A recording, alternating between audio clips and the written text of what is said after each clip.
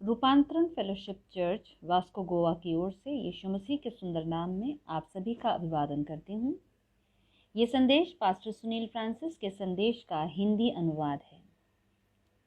आज के संदेश के लिए हम पढ़ेंगे प्रकाशित वाक्य की पुस्तक, उसका 2 अध्याय, पद 12 से 17 तक। वहाँ परमेश्वर का वचन इस प्रकार से कहता है, और पिरगमुन की कलीसिया के दूत को यह लिख कि जिसके पास दोधारी और चोखी तलवार है, वो यह कहता है कि मैं तो ये जानता हूँ कि तू वहाँ रहता है जहाँ शैतान का सिंहासन है, और मेरे नाम पर स्थिर रहता है, और मुझ पर विश्वास करने से उन दिनों में भी पीछे नहीं हटा जिनमें मेरा विश्वास योग्य साक्षी अंतिपास तुम में से उस स्थान पर घात किया गया जहाँ शैतान रहता है। पर मुझे तेरे विरुद्ध कुछ बातें कहनी है, क्योंकि तेरे यहाँ कितने तो ऐसे हैं जो बिलाम की शिक्षा को मानते हैं, जिसने बालाक को इज़राइलियों के आगे ठोकर का कारण रखना सिखाया कि वे मूर्तों के बलिदान खाएं और व्यभिचार करें। वैसे ही तेरे यहाँ कितने तो ऐसे हैं जो निकुलियों की शिक्षा को मानते हैं। सो मन फिरा, नहीं तो मैं तेरे पास शीघ्र ही आकर अपने मुख की तलवार से उनके साथ लड़ूंगा। जिसके कान हो वो सुन ले कि आत्मा कलीसियाओं से क्या कहता है। और जो जय पाए उसको मैं गुप्त मन्ना में से दूंगा, और उसे एक श्वेत पत्थर भी दूंगा, और उस पत्थर पर एक नाम लिखा हुआ होगा जिसे उसके पाने वाले के सिवाय और कोई न जानेगा। आज के संदेश का शीर्षक है, यीशु के नाम को दृढ़ता के साथ थामे रहें। प्रकाशित वाक्य 2 अध्याय पद 12 से 17 में हम पिरगमुन की कलीसिया के नाम मसीह के संदेश को पढ़ते हैं। पिरगमुन शहर समुद्र तट से 26 किलोमीटर दूर स्थित है। ये शहर एशिया में रोमी साम्राज्य की राजधानी था। ये शहर अपने प्राचीन चिकित्सा विद्यालय और पुस्तकालय के लिए प्रसिद्ध था। आज यहाँ बेरगमा नामक आधुनिक शहर स्थित है। इस कलीसिया की नज़दीकी कलीसिया थी स्मुरना की कलीसिया। स्मुरना से 70 किलोमीटर उत्तर में स्थित पिरगमुन एक बड़ा ही प्रभावशाली शहर था, जहाँ एक बड़ी संख्या में मसीही विश्वासी रहते थे। यह शहर अपने मंदिरों के लिए प्रसिद्ध था, एथना का मंदिर, ज्यूस का मंदिर और रोमी सम्राट ट्राजन का मंदिर। आज यहाँ 99% आबादी मुस्लिम है और मसीही अल्पसंख्यक है।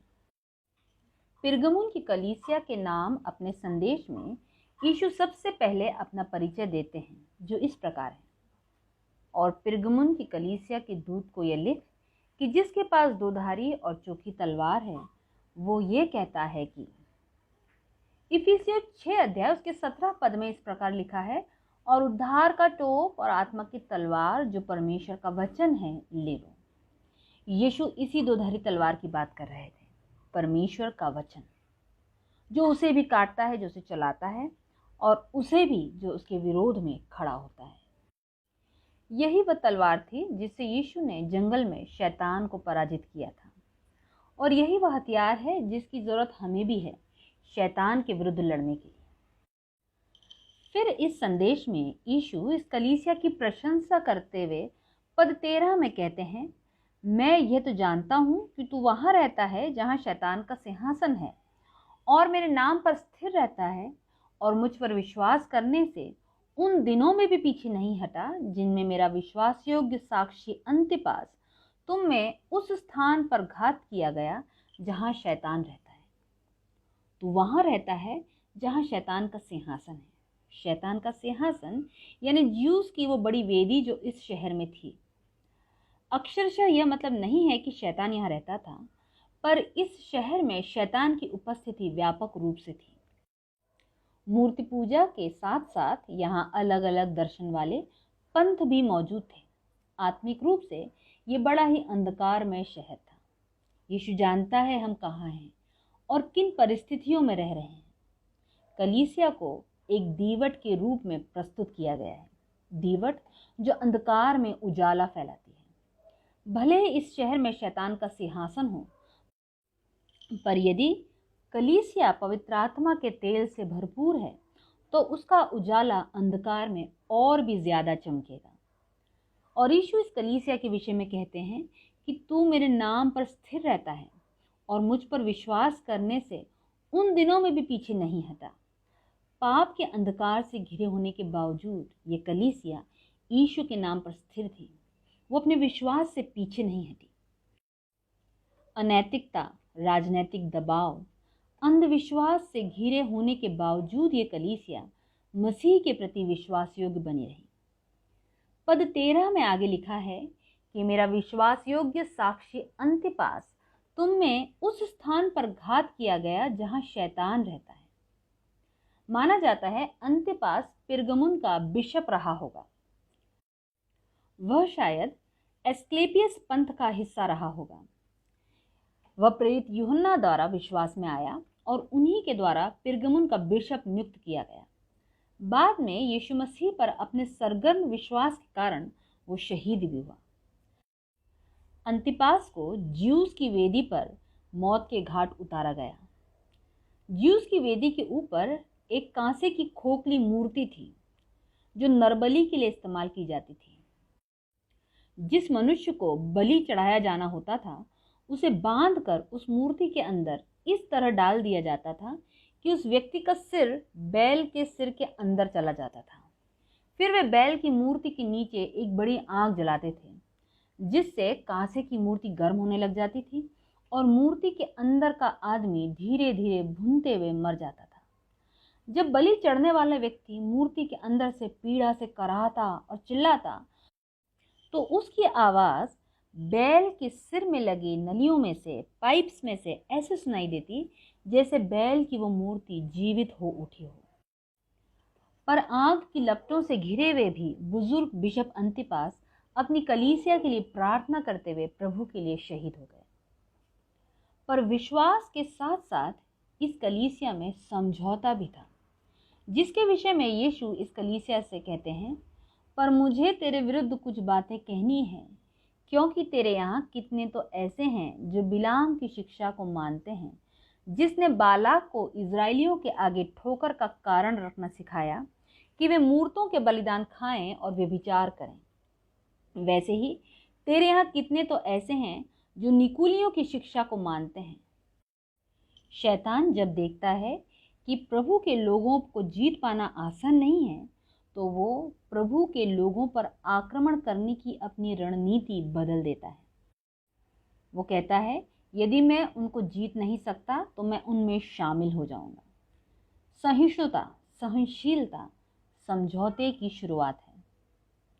गिनती की पुस्तक अध्याय 24 और 25 में हम देखते हैं, मोआब का राजा बालाक जब ये जान लेता है कि वो सैन्य बल से इजरायलियों को नहीं हरा सकता तो वो बिलाम को बुलवाता है, श्राप देकर आत्मिक रीति से इजराइल पर आक्रमण करने के लिए।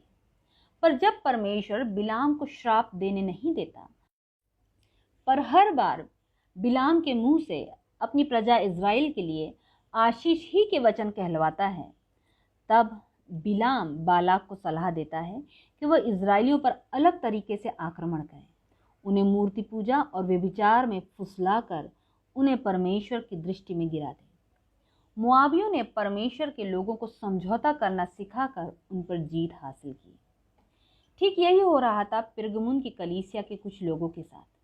बिलाम का पद और एक समूह जो निकुलियों के नाम से जाना जाता था, वो मसीहियों को लुभा रहा था कि वे मूर्ति पूजा में सहभागी हो जाएं, मूर्तों पर चढ़ाए गए मांस को खाकर और व्यभिचार में पड़कर। वो सिखा रहे थे उन्हें समझौता करना। समझौते से सावधान रहें। पहला कुरिन्थियों 5 अध्याय 6 पद में लिखा है, क्या तुम नहीं जानते कि थोड़ा सा खमीर पूरे गुथे हुए आटे को खमीर कर देता है। प्रभु समझौता करने वाले विश्वासियों को मन फिराने की बुलाहट देता है। प्रभु कहता है, सो मन फिरा, नहीं तो मैं तेरे पास शीघ्र ही आकर अपने मुख की तलवार के साथ उनके साथ लड़ूंगा। यीशु उन्हें आह्वान देते हैं मूर्ति पूजा और व्यभिचार के पापों से मन फिराने का। वे उन्हें चेतावनी देते हैं कि यदि वे अपने नैतिक व्यवहार और आत्मिक क्रियाकलापों को नहीं बदलेंगे तो वे उनके खिलाफ लड़ेंगे अपने दिव्य दंड और न्याय से। और जय पाने वालों को प्रभु यीशु प्रतिफल देने की प्रतिज्ञा करते हैं। पद 17 में प्रभु कहते हैं, जिसके कान हो वो सुन ले कि आत्मा कलीसियाओं से क्या कहता है। जो जय पाए उसे मैं गुप्त मन्ना में से दूंगा और उसे एक श्वेत पत्थर भी दूंगा और उस पत्थर पर एक नाम लिखा हुआ होगा जिसे उसके पाने वालों के सिवाय और कोई न जानेगा। प्रतिफल है गुप्त मन्ना, स्वर्गीय पोषण। यीशु कहते हैं कि यदि वे मूर्तों पर चढ़ाए मांस को खाने से इनकार करेंगे तो वे उन्हें स्वर्ग से पोषण देंगे। उस स्वर्गीय पोषण और अनंत जीवन का चिन्ह है एक श्वेत पत्थर जिस पर एक नया नाम लिखा है। प्राचीन न्यायालयों में श्वेत पत्थर रिहाई का चिन्ह था। इसके विपरीत काला पत्थर अपराधियों को दिया जाता था। यीशु कह रहे हैं कि जो उनके प्रति अंत तक विश्वास योग्य रहेंगे वे अपने पापों से रिहाई पाएंगे। एक नया नाम यानी एक नई पहचान जो आपको उद्धार और अनंत जीवन पाई प्रजा का हिस्सा बनने का अधिकार देगा। हमें मन फिराने की आवश्यकता है उन सभी अवसरों के लिए जब हमने समझौता किया, और यदि हम उसके वचन, उसकी नैतिकता, उसके पद, उसके व्यवहार और उसके जीवन का पालन करेंगे तो हमें भी पुरस्कार में गुप्त मन्ना, एक श्वेत पत्थर और एक नया नाम मिलेगा। आइए हम प्रार्थना में अपने सिरों को झुकाएं। प्रिय यीशु, आपसे विनती करते हैं प्रभु कि आप हमारे सभी पापों को क्षमा करें, विशेष करके जब जब हमने समझौता किया है और संपूर्ण रीति से आपके पीछे चलने में असमर्थ रहे हैं। बिना आपकी सहायता के हम कुछ नहीं कर सकते। प्रभु, अपने पवित्र आत्मा के द्वारा आप हमारी सहायता करिए ताकि हम सच्चाई से आपके पीछे चल सकें और उस प्रतिफल को पाएं जो आपने जय पाने वालों के लिए ठहराया है। आमीन। प्रभु इस वचन के सुनने वाले सभी विश्वासी भाई बहनों को बहुतायत से आशीष दे।